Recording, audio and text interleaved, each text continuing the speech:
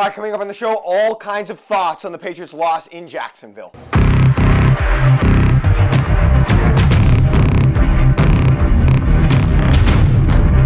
So the Patriots got throttled in Jacksonville in week 2 and lost the game. Now, is there reason to panic here? I know everybody's saying that usually the Patriots always throw up a stinker in September and everything turns out fine. And that's true, they're right. Let me tell you the difference about yesterday, though. Usually, when that stinker does occur in September, I always think they're gonna win. And when that stinker does occur and they lose, I'm surprised. You know, I usually always pick them to lose some games throughout the course of the season, but then when they actually lose, I'm still surprised. Yesterday, I wasn't surprised. I actually picked them to lose. And they lost, and they looked like dog crap defensively. Here's what I'm gonna say. Do not worry about the offense. They don't have anybody to play wide receiver. Jacksonville's got a good run defense, good defense overall. The Jaguars focused on Gronk. The receivers couldn't make plays. They scored 20 points. The big problem yesterday, obviously, was defensively. Disgusting effort yesterday by the secondary in terms of covering receivers. Not athletic enough, not savvy enough, not smooth enough. And I made a couple of other decisions yesterday, stuff we already sort of knew. This defense absolutely lacks playmakers. Now, there's some good football players on the defense, don't get me wrong, but a playmaker and a good football player are two different things. Maybe Dante Hightower could be considered a playmaker. He's been that before. He looked old and slow yesterday. Other than him, there are no playmakers. I mean, for crying out loud, Patrick Chung gets injured. They put his picture up on a graphic, and Jim Nantz goes, "Oh, the Patriots are really hurting there, Tony. They don't have one of their best guys, Patrick Chung." Oh, God, they're hurting because they don't have Patrick Chung, one of their best players. I mean, that'd be like saying my classic car collection's really going to suffer in the upcoming show because my 1993 Toyota Corolla's in the shop. Patrick Chung. You know the other thing I'm sick of hearing? Do your job. Get this do your job crap out of here. Take the hats and the shirts out of the store. The Patriots defense